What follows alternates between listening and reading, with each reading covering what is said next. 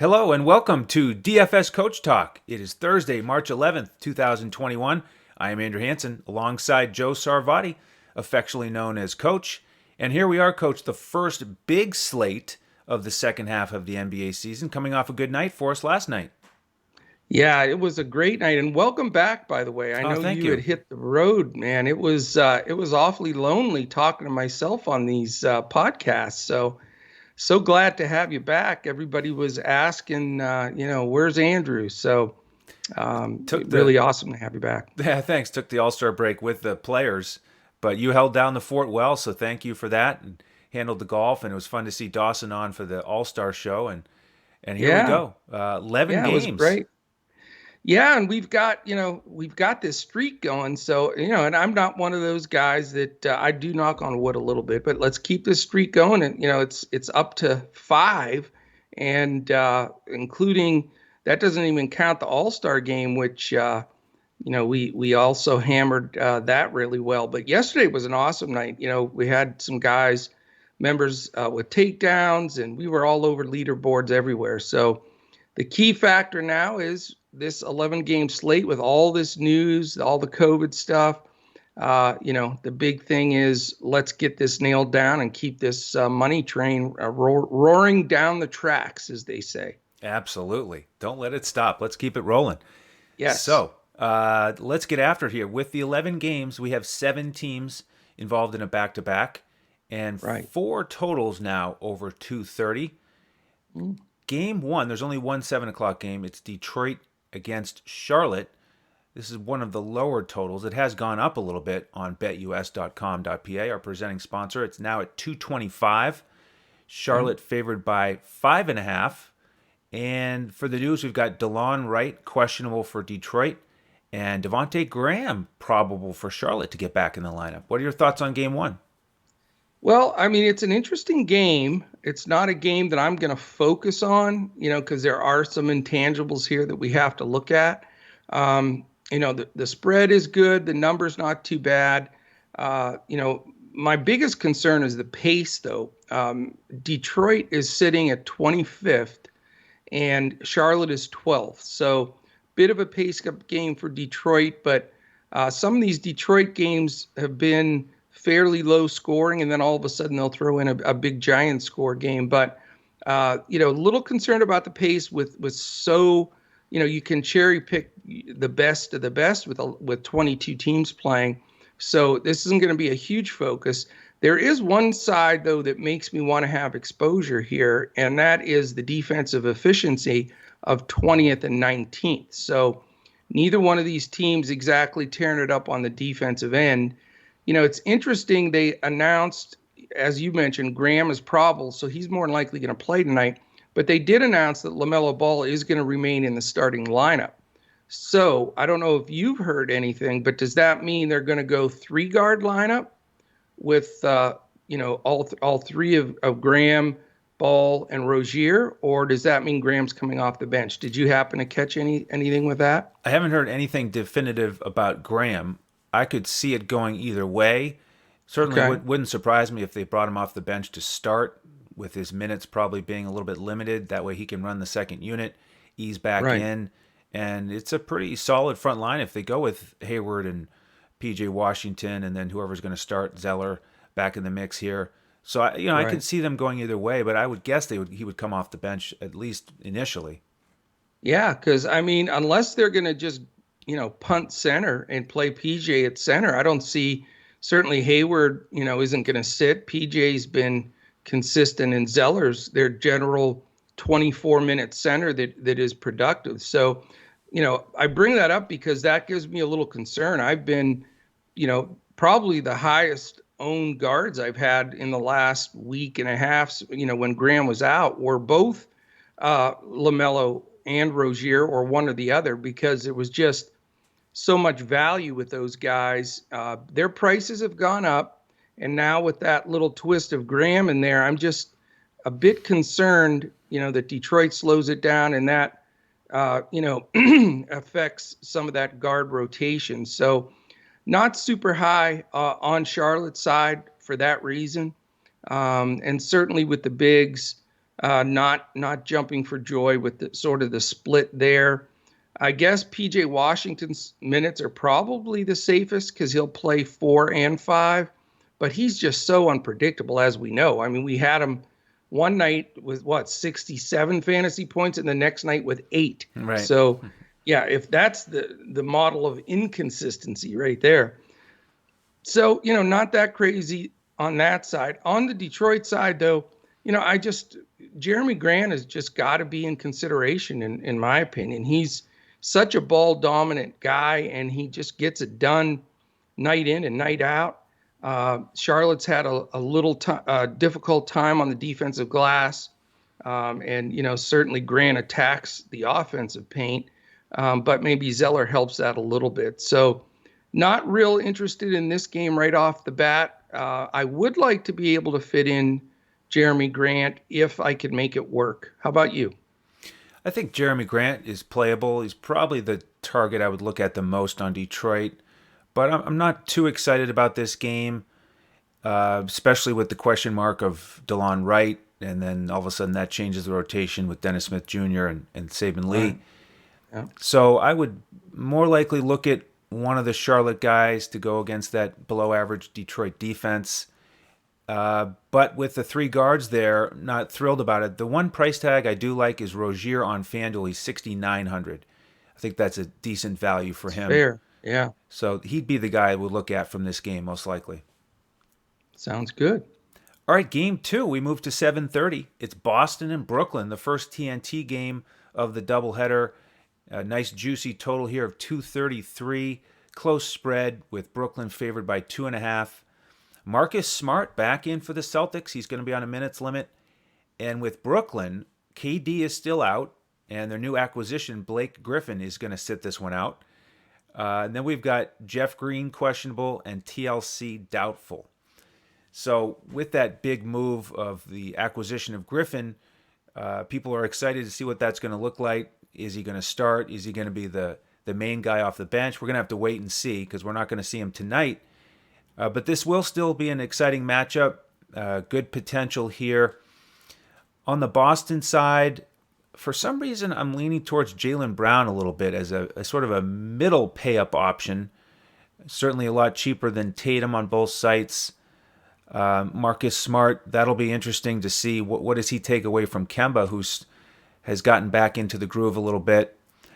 Robert Williams III is a guy you could look at in terms of the bigs. On the Brooklyn side, I've been leaning towards Harden a lot lately and played him when he played against Houston, his old team there. But this is a game where I'm not really excited about spending over $11,000 for him.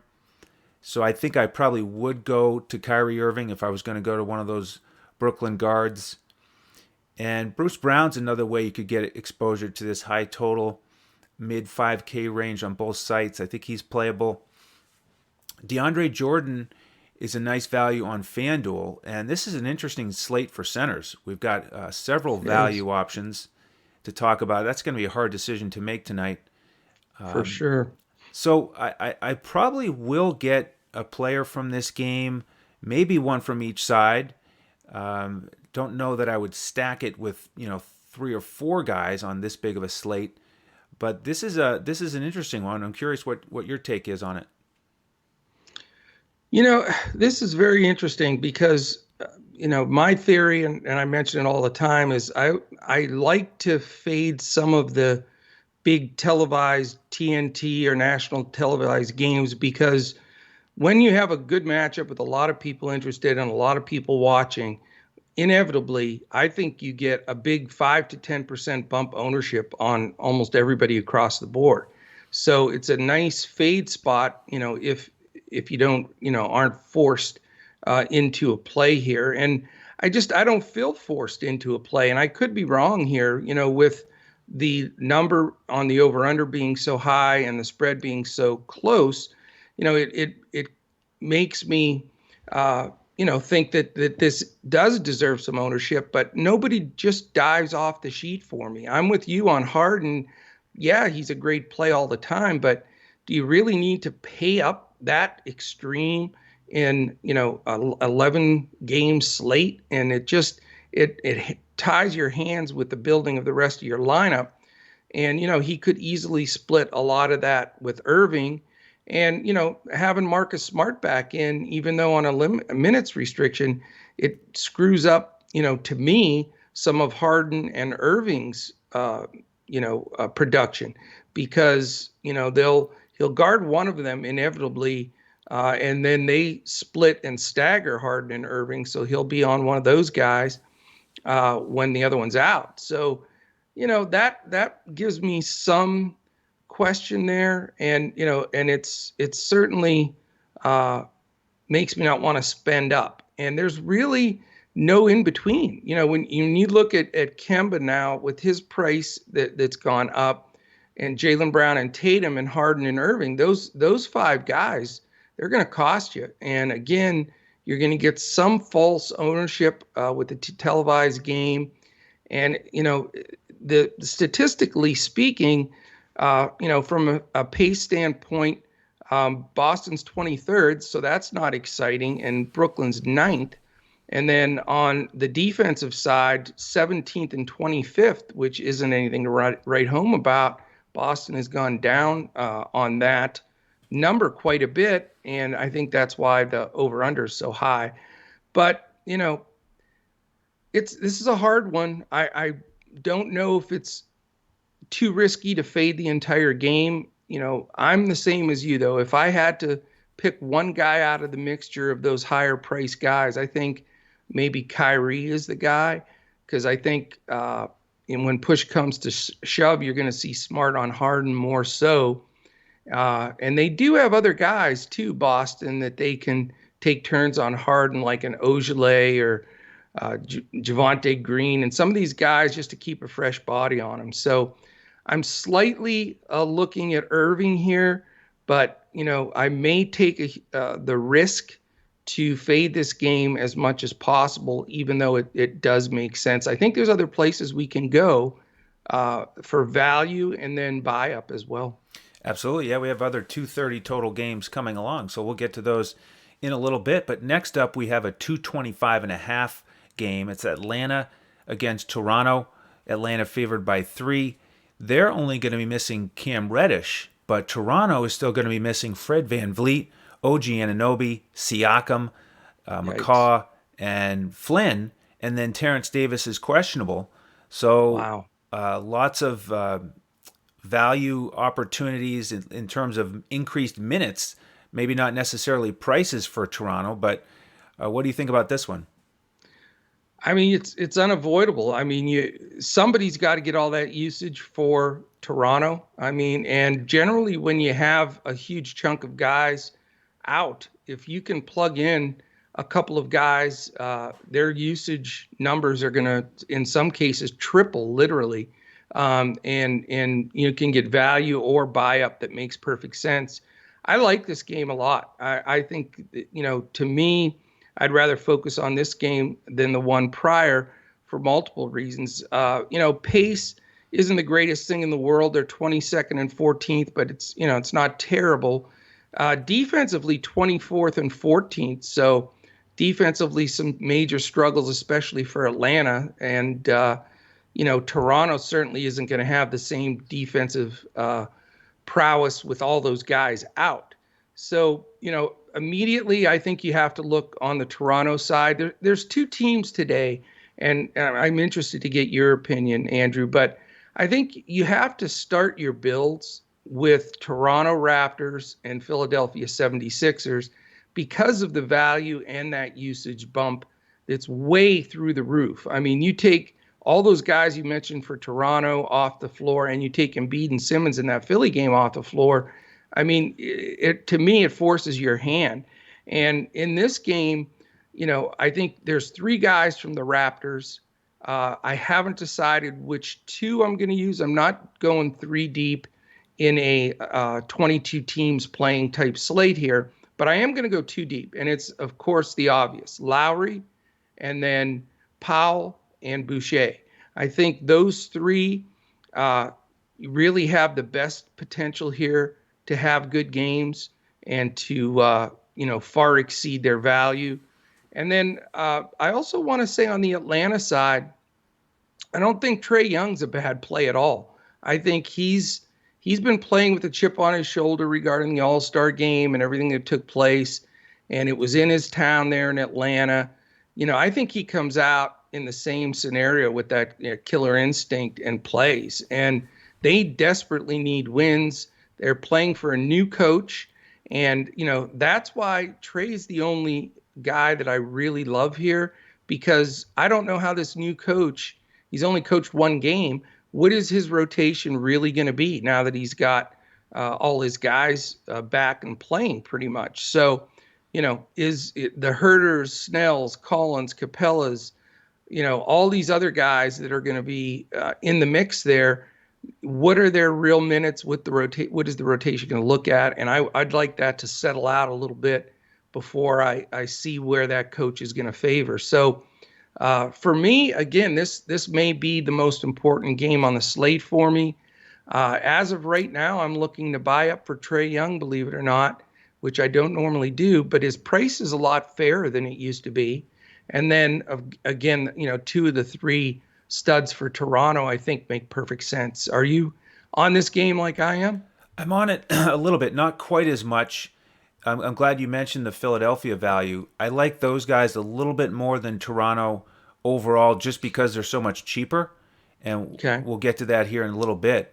I mean, if we didn't have that Philly value, then I would be all over the three guys you mentioned for Toronto. And I still think those are the guys to look at.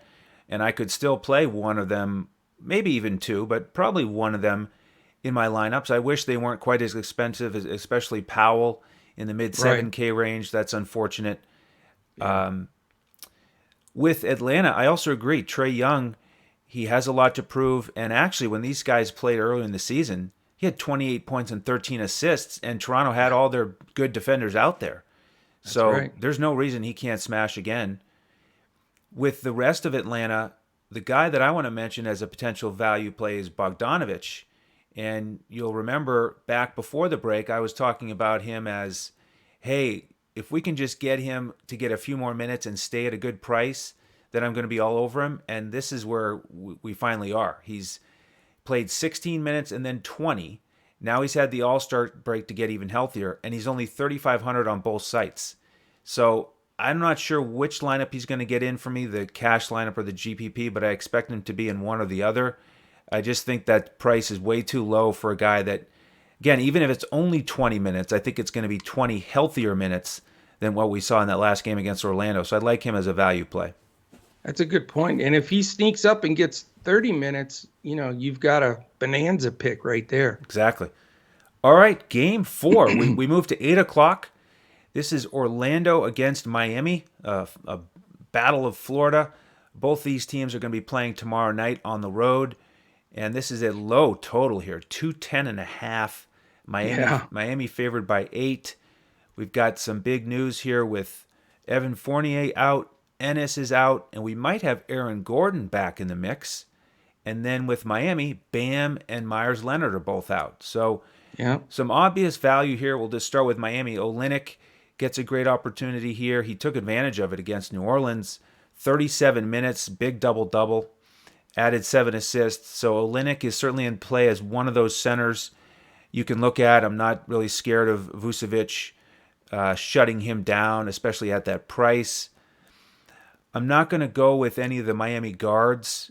Everybody's back now. Last game, it was interesting that they had Dragic coming off the bench, and that really took away from Hero. He didn't do much. And this is a slow-pace game, 16 and 26. Offense is 26th and 24th. So it's no big surprise that the total is 210.5. I think this is just going to be a slow slugfest that you don't want to get a lot of exposure to. For me, it's just a potential value play with Olynyk. With Orlando, the Gordon news is important to me because if he plays, then I don't really want to go to any of the starters. Aminu has been playing and getting solid minutes. He had 25 minutes in the last game, played really well. If Gordon is out, then I would still look at Aminu as a value play on both sites. And then Michael Carter-Williams, I've said before I don't really like playing point guards against Miami, and I saw his price on DraftKings, and I said, good, I don't have to worry about him at 6,000. But then I saw him at 4,900 on FanDuel, and Yeah. that's a bit of a carrot, but probably won't go there in the end. There are some value point guards on this slate as well that I think I'm going to like a little bit better. So to me, it's maybe a value play with Olynyk, and then we'll see about Orlando depending on the Gordon news. Yeah, this is interesting. I mean, the fact that Fournier and Bam out really muddy the waters for me, because this would have been an easy pass game and just chug on down the road because of all the statistics that you mentioned. But, it makes me pause, because Fournier is, he never saw a shot he didn't like, and he gets them up. And that really plugs up the rest of the offensive flow. So with him out, I mean, it does spell a possible strong game for Vukovic. And then when you double that up with Bam not there to defend him, and he's going to be defended by, Olynyk and Precious, then, that makes, Vukovic very, very rosterable. But, you got to pay the piper on that one in a game that could be, like you said, slow and lower scoring. So I'm extremely tempted. I will play a GPP for sure with Vuk in there, because he has a potential to break the slate in a game like this.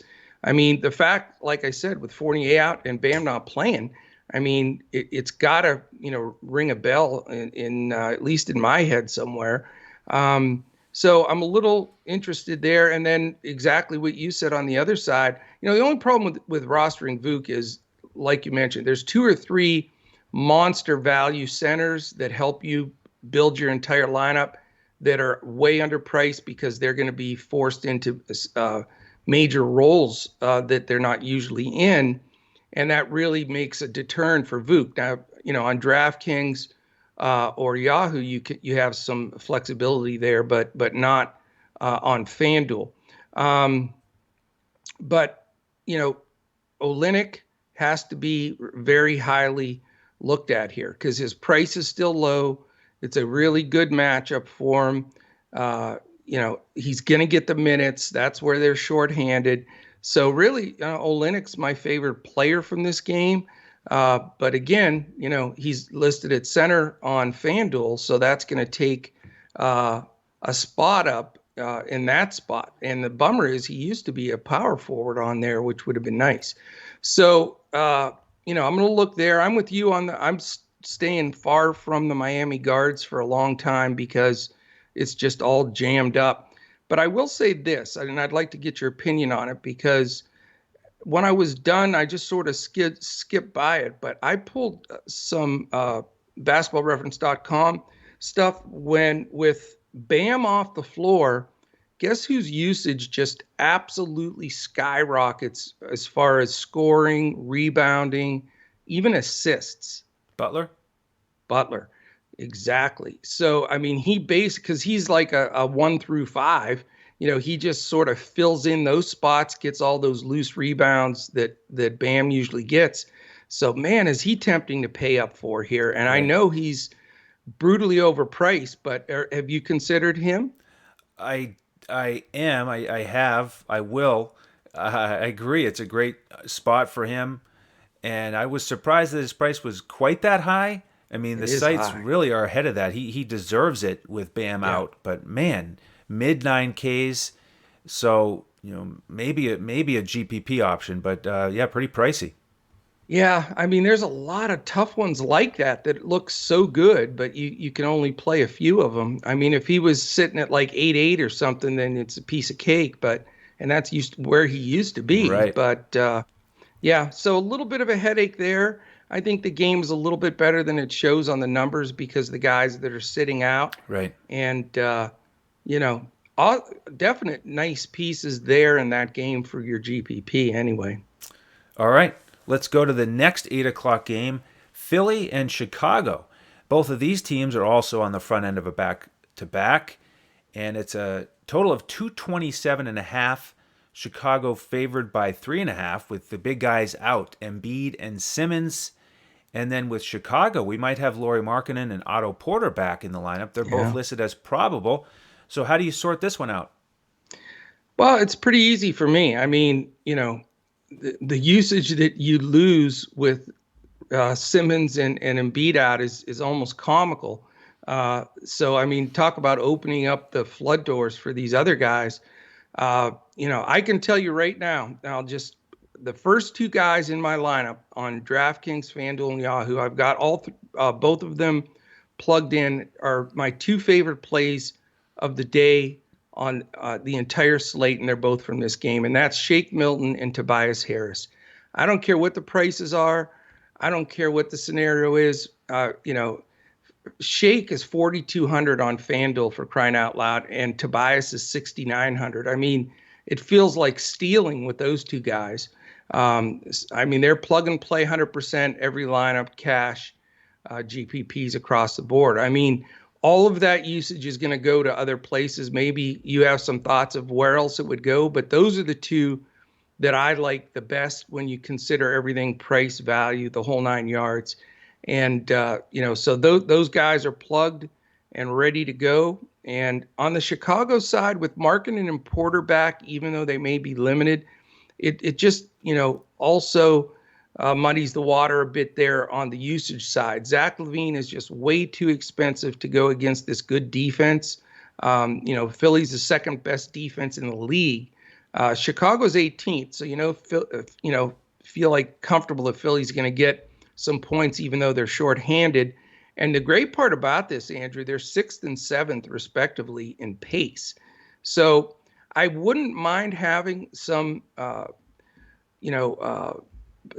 from Chicago here, but I'm just not sure who I want to plug in there, if anybody, just because I think that now that they're healthier and playing well, you're going to see a pretty good rotation.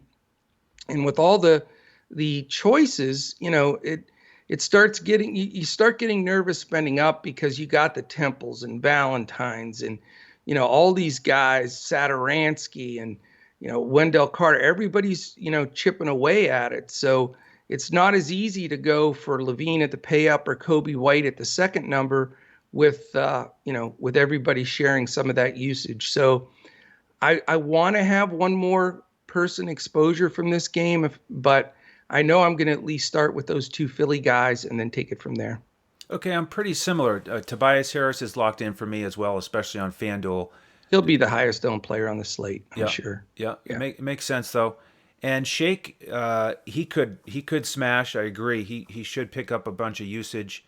I also like Seth Curry though, and if Curry is starting and they're going to bring Shake off the bench, then Curry is the guy that I would plug in first especially on FanDuel. He's also only 4,200. Interesting that he's a shooting guard, Shake is a point guard. You could play them both.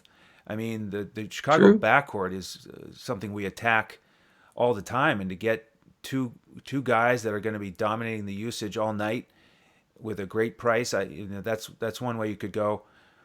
I also like Dwight Howard as a value play here. Again, on FanDuel, he's expensive on DraftKings, 5,300, but only 38 on FanDuel. Yeah. So he's right in that mix of, how do we decide between Dwight, Olynyk, or do we pay up at center? So he's in the mix for me. Again, even if he doesn't start, don't let that scare you off. But the other guys for Philly, I don't think I'll go to, even though they could smash their value. Green, Korkmaz, Mike Scott, they're all playable, but I'm going to focus on those other guys. And then and Howard's, by the way, is a great call. I mean, I think he's going to get the only reason I didn't mention him is I'm afraid he's going to get, crazy ownership. And I know he's solid as a rock, but even with shorthanded, they don't seem to play him like crazy minutes, Yeah, I mean, you're expecting 24 minutes, maybe 26. Right. So that's what I have him at too. Yeah. On the Chicago side, I'm not going to mess with any of those forwards. Too many guys, no bargain prices. I agree that LaVine's too expensive on this slate for me. Kobe White would be the only guy I would play, but I don't think you need to go there because of these other values at guard. So I'm going to fade Chicago against that number 2 defense and focus on the Philly guys. I'm with you. All right, the next 8 o'clock game, we've got New York and Milwaukee. Milwaukee favored by 11, total of 223. And looking back over the history of the season, this is one of the games that surprised me the most because when they played before, it was a 20-point blowout. But the Knicks had the win here. They beat Milwaukee by 20 back in Yikes. December. So, this is one of those examples of, careful if you predict a blowout, especially with Thibodeau. I mean, those guys are going to grind till the final horn no matter what. With it being a lower total, we've got New York with their 30th pace and their 4th ranked defense. The initial thought is, gosh, I probably don't want to get involved in this game. But, Randall was excellent against these guys when they played before, as was Elfrid Payton. And he's really cheap tonight. And we've got Derrick Rose and Rivers both out. And that last game before the break, Payton played 35 minutes. So they took minutes away from Quickly. He's sort of running the show again. So he's in play for me. Randall's a pay-up option. Noel is still a good value, assuming Taj Gibson is out. He's questionable. And then with Milwaukee, slower pace, good defense. I'm not as excited about getting anyone from Milwaukee out there. Middleton is playable for me. Again, as on FanDuel, I feel like a broken record, but he's always cheaper over there. And I can't think of a matchup normally. If he's in the mid 7K range, I won't consider him because he usually is almost a lock for 40 fantasy points. And then with the guards, I'm going to stay away from them with Drew Holiday back in the mix. He's played 18 minutes, then 18, then 23. So does he get closer to 30 here? Does he finally start? I haven't heard anything yet. And with his price tag, I'm just not going to go there yet. So Middleton potentially, and then I might go with one of these Knicks. Interesting. Yeah, this is a game I'm going to pass on. And, not that there's not excellent players in here, but it is a double-digit spread, and that's a concern to me. And also, when you're talking about, defensively, there's certainly some prowess here, 4th and 12th. So I just don't like the pace and feel of this game. I do think, Milwaukee's going to come out serious, after getting beat the last time. But, I'm not going Elfrid Payton, even though I think he's going to get a lot of ownership and a lot of minutes. I still think IQ needs to carve into some of those minutes. I'm surprised Thibodeau's not going there. So, even though that Rose is out, I still am hesitant because I think there is the potential for some split minutes. And, even when they're running Burks a decent amount or RJ Barrett moves up to the 2, it just isn't a comfortable feeling against a backcourt now that has Drew Holiday defending for a good 25 probably to 28 minutes is what I have him projected at. So not going to go Knicks wise. Randall's wildly expensive. And Giannis, again, on a slate like this, when you pay up for Giannis, same boat again is, it really ties you the rest of the way. Certainly can't predict a blowout here. Like you say, it was reversed the last time. But, the bottom line is it is in Milwaukee. They're a double-digit favorite. Both of these teams can defend.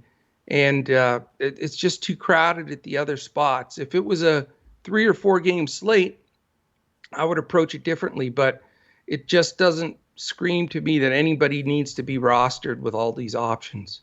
All right, well, we've got a much higher total in the next one, so maybe you're more interested in Minnesota traveling to New Orleans. 239 total on BetUS. That's a number right there. That's right. New Orleans favored by 8. They're on the front end of a back-to-back. They're going to host Cleveland tomorrow. And with the injury news, we have McLaughlin out for Minnesota. Yeah. We have Jarrett Culver doubtful, and we have J.J. Redick out for New Orleans. So are you saving some roster spots for this one? Yeah, I mean, I think you have to. These teams just fit the mold of everything you're looking for. You've got solid pace in Minnesota being 3rd. New Orleans right in the middle of the pack. And then you have stellar 26th and 29th defense. So, it just screams of a big scoring game. Both teams well rested, ready to roll. With McLaughlin out, it does create an issue. I like both Rubio and Jalen Noel. I think they're both very well in play here. Because Noel's so cheap, he's only 3,600 on FanDuel. I think he's my secret squirrel, if you will, of the day because he's playing well. Lonzo is not a great defender, and I think he may be on him a portion of the time. I think Noel's minutes are safer with McLaughlin out, but I think you can consider Rubio or Noel here or both because they're going to get all the run and run the show in the backcourt.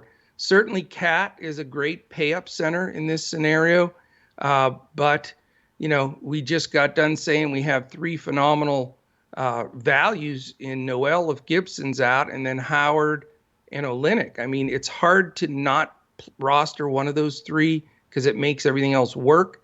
But if you are going to pay up, I think Vukovic and then here with Cat are probably your two best pay up spots. And they certainly, either one of them could break the slate. There's no doubt about it.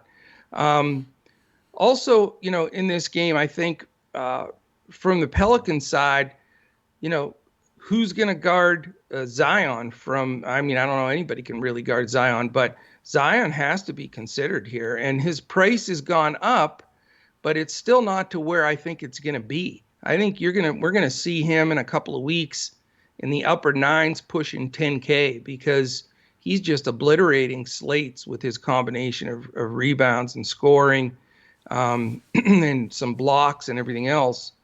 So Zion's got to be considered here. I like him better than Ingram if, choosing between the two. And, love to have probably 2-3 guys from this game. And I think, it's an important game and should be the highest scoring on the slate. Yeah, it wouldn't surprise me if it's the highest scoring. And it's a challenge to try to zero in on who to actually roster here. With those Minnesota guards, it probably will be site dependent for me. I like Rubio's price better on FanDuel where he's only 47. Yeah. But then over on DraftKings, Noel's 39 and Rubio's 6K. So if I was going to play one over there, it'd probably be Noel. Mm-hmm. Edwards is worth mentioning too because we talk a lot about New Orleans and that 3-point defense. They do not defend that line well at all. No. So he could take advantage of that.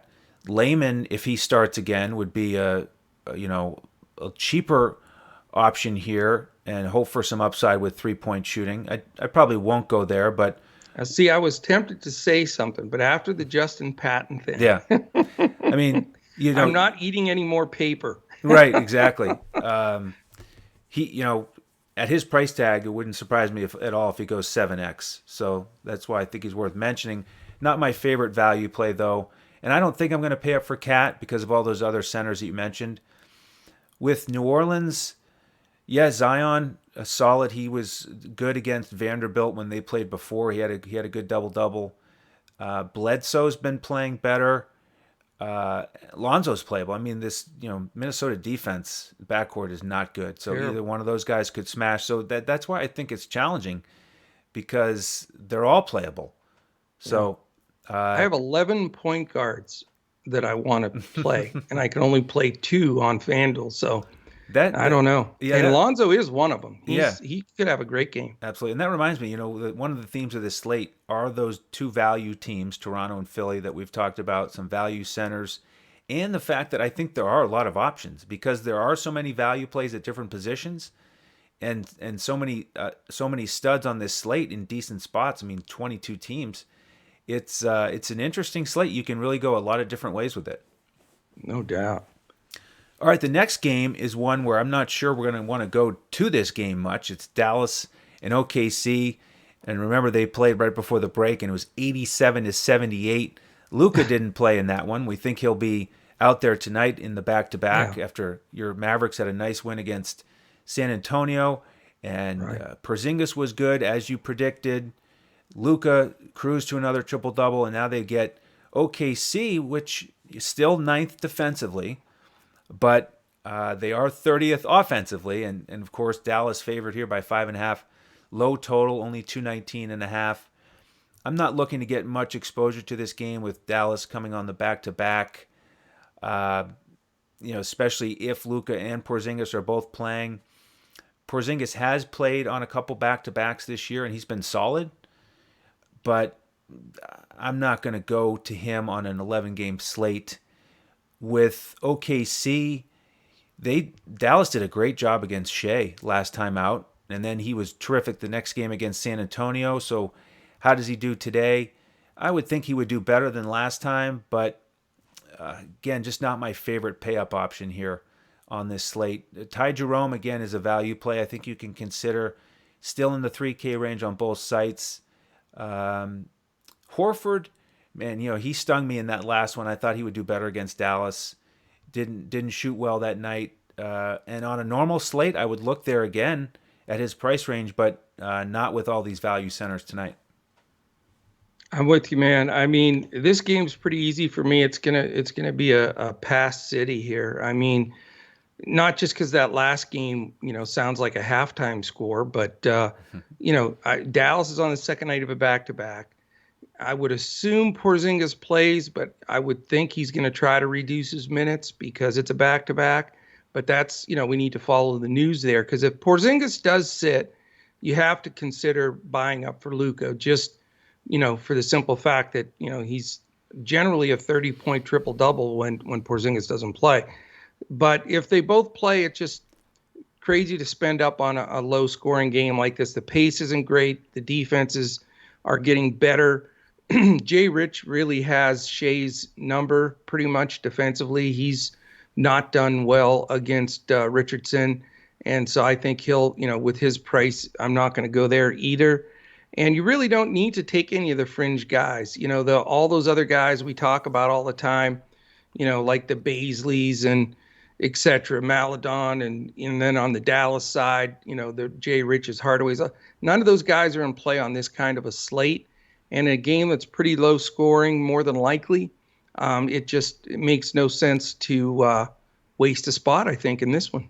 Excellent. All right, let's transition to LA.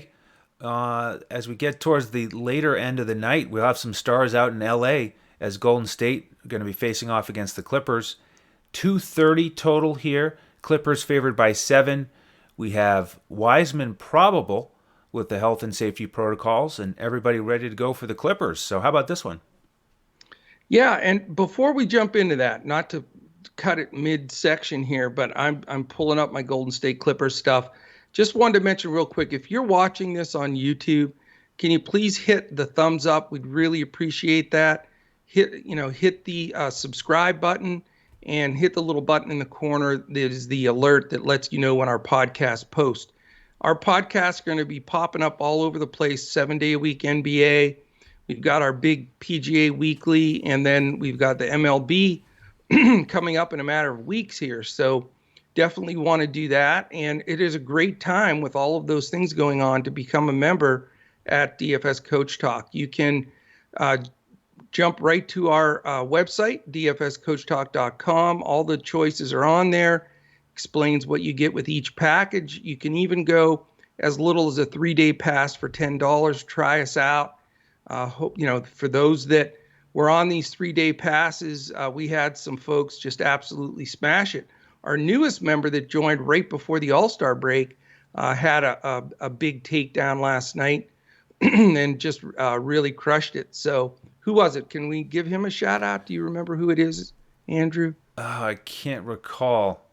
I'll look it up when you're going through your part, because I want to give him a shout out, because I get so excited when we get new members come in to try us out for 3 days and they just smash it. It's like, let's do this, so it's fantastic stuff. But you can do that, or you can take advantage of the 149 special. Do you want to go through that for us? And I'm going to look for our guy here. Yeah, that's on the bottom of the screen there if you're watching on YouTube. If you can make your first deposit at betus.com.pa for $149, you get to use that money there, and you get a free membership with us until June 1st. So you get basically the rest of the NBA season for free because you're using that $149 on BetUS for your sports wagering action. So I just can't beat it. We'd love to have you take advantage of it. So when you do that sign up, just use the promo code CoachTalk, and then let us know that you've done that on Twitter. excuse me, you can find us at DFS Coach Talk. Let us know you've done that, and we'll send you an email and get you into our Discord. That's where we give out our lineups about 20 to 30 minutes before lock. Fantastic, man. And we have a bunch. I'll just give a real quick. I know we're pushed on time here with everything going on, but we have some, C Chatch one, Skyler, Bros 0703, a big cash there. And then D's D101. I think I said B Jordan already. Bros 0703. Had a nice night. He was up there real high the whole night. Kev Sweet crushed it. And, just a bunch of people with great takedowns. Kev Sweet was the man that, we were really fired up about in Bros 0703 too. So great mentions there, those guys. Great to see them killing it, and we're hoping to get right back after it again tonight. All right, let's dive into that. You set the groundwork for this Golden State Clippers game. Interesting, we've got a pace here of Golden State second and the Clippers 27th. So monster pace-up game for the Clippers, which gets you a little interested, but a concern on the Golden State side for that reason. Golden State is fifth defensively, and the Clippers right square in the middle at 15th. They're finally getting their heads above water. With Wiseman probable, it looks like these teams are at full strength, and, it's a 7-point spread and 230. So this game, becomes extremely interesting. I mean, I'm still on large slates like this when you have a scenario with two high-priced guys which I think are fairly high-priced, with Paul George and Kawhi Leonard. It's you have to, take a look at it and see, is it worth the play? What's the situation there as far as salary? Because, if you're going to pay up, you want to have a concrete feel that that's going to be the person that dominates play. So some interest in the Clippers side just because of the pace. You can get some value here, but it's risky value. The Ibakas or Beverleys, guys like that, Reggie Jackson, different ones that are pretty cheap. But on a given day, they can disappear in the woodwork. And it's a little bit hard to determine, if it's safe enough. GPP, absolutely. From the Warriors side, Steph Curry, always a threat. Pat Bev defense always scares me though. Wiggins, has sort of hit the skids again a bit. Really Kelly Oubre, his price has gone up so much, but he's been terrific. And Draymond, on a given night could be terrific, but he's going to get some of that Clippers defense. So I know this is a 2:30-ish game here, Andrew, and there's probably some good gems in this game, but they're just not quite making my buy up and not quite making my value. I just don't have a particular, even one-off here that I feel real comfortable recommending. What about you? Very, very similar. If you look at the two games these teams have played, total of 209, total of 220, nobody really stood out, overall, certainly not in both games. They smothered Steph in the first game. He only scored 13 points.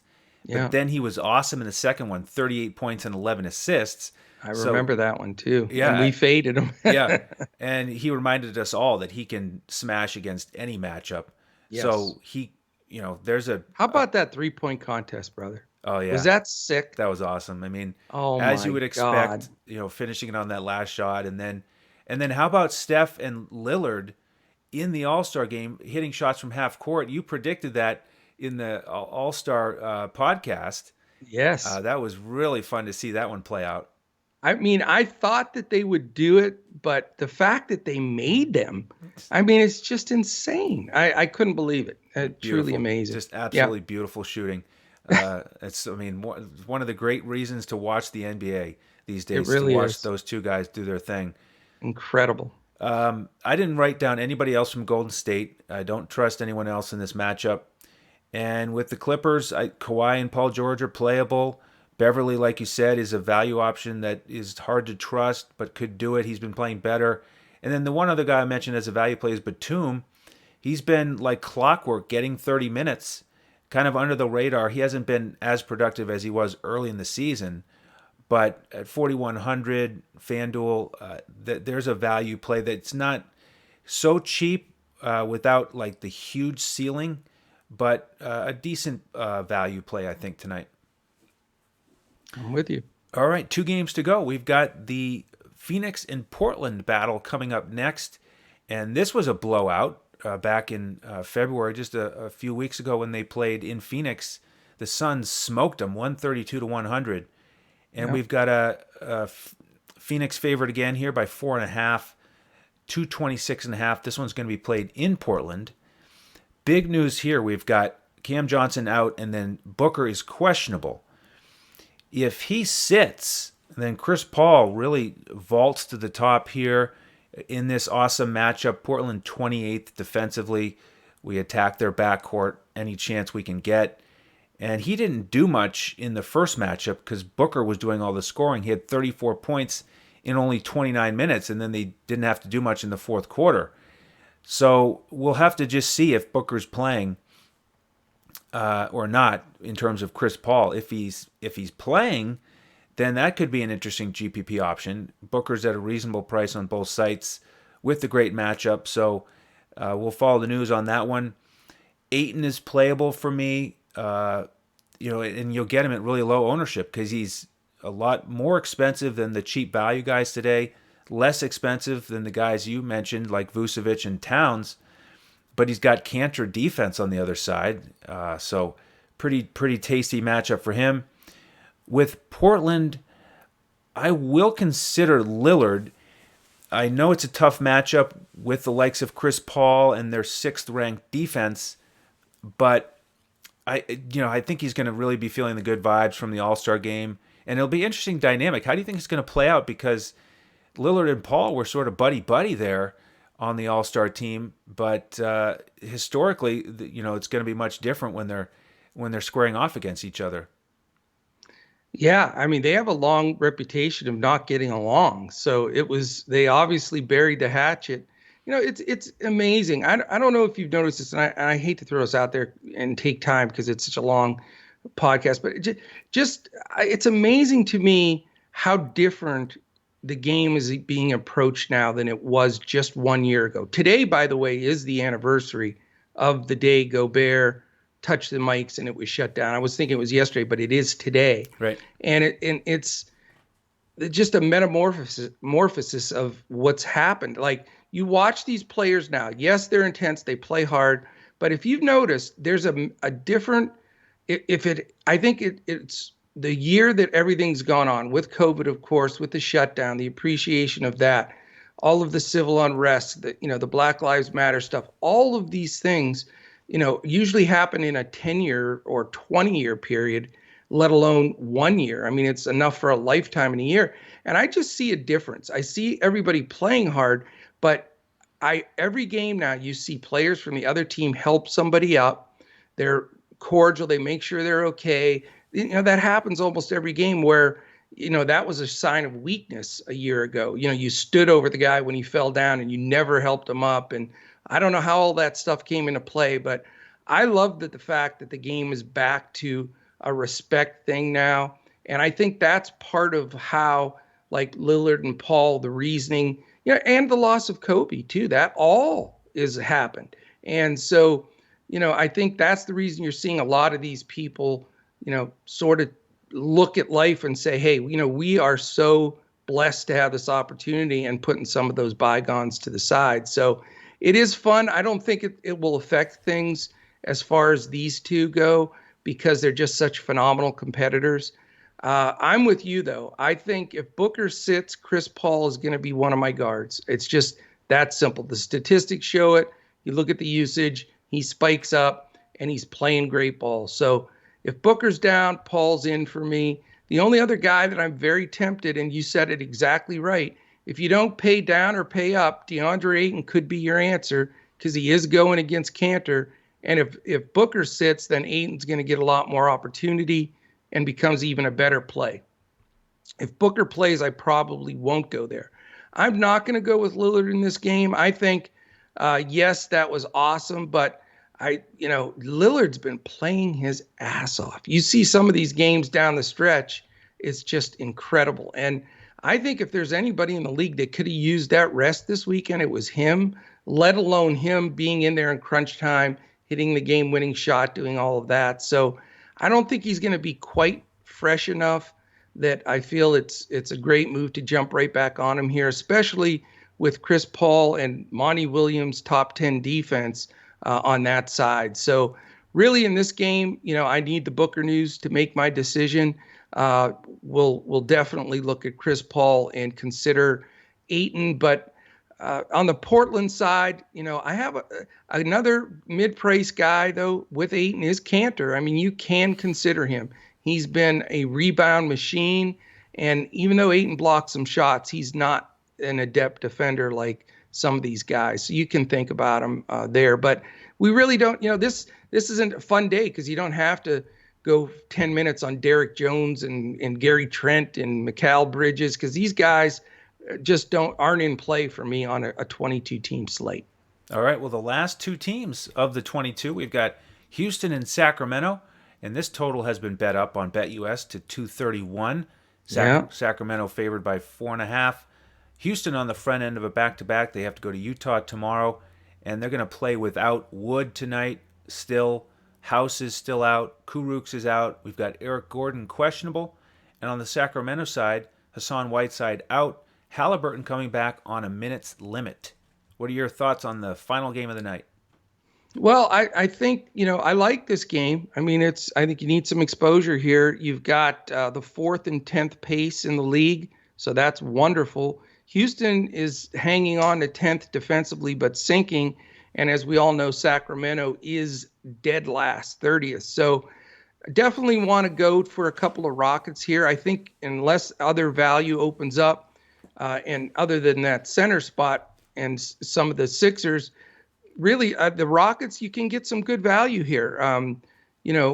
Of course, you could pay up for Wall or Oladipo. I like both of them are certainly in play. I really like Oladipo here. I mean, there's rumors they're trying to move him, showcase him a little bit. And if you notice when he's in there, even a few games before the All-Star break, he is firing it up. So Oladipo has a great chance of making my lineup. I definitely would consider Wall. And then as far as, Sterling Brown and Jayshawn Tate, if you really need value for a spot to make the rest of it fit, they're not bad. They're going to get decent minutes, especially if House is out. I'm not going to go as far down as Tucker, though, by any stretch. And then on the Sacramento side, it's just some of these guys have been priced so high. I mean, Rashawn Holmes, and unfortunately, is a center where there's 12 good centers you can play for, or, he's a perfect fit in a game like this, and I'd love to play him, but I just don't see how I'm going to fit him in there. Maybe on a DraftKings or Yahoo where you can play multiple bigs. I think Holmes deserves some play. Fox is just a little too expensive for me, and same with Hield and even Barnes. Their prices have gone up because their games are so high scoring. If you can afford Fox, more power to you, but that point guard spot is just chuck loaded today. I can see Oladipo for sure, possible second value guy from the Rockets, and a long look at Holmes. Okay, yeah, very similar. Oladipo, number one choice here. And on FanDuel, you've got good values on Eric Gordon if he plays, Sterling Brown, Jayshawn Tate. They're all about $700 to $1,000 cheaper than on DraftKings. So you could plug one of those guys in and totally echo what you said on Sacramento. A different slate, I'd be all over Holmes, but probably not tonight. So that wraps up our 11-game slate. Stop messing around here. Join us for the rest of the season. Go through BetUS for $149. Let us know that you've done that. Or just go straight to our website, dfscoachtalk.com. Sign up for whatever length of membership you want. I mean, we're here to help you with this podcast, but we also want to help you build winners. So come join us, and we'll give out our lineups about 20 minutes before lock tonight. We're going to keep rolling along, and we'll certainly be back tomorrow with another podcast for you with a big slate. So On behalf of the coach and the rest of the DFS Coach Talk team, thank you so much for joining us. I'm Andrew Hansen. We'll see you tomorrow as we look to crush it in DFS.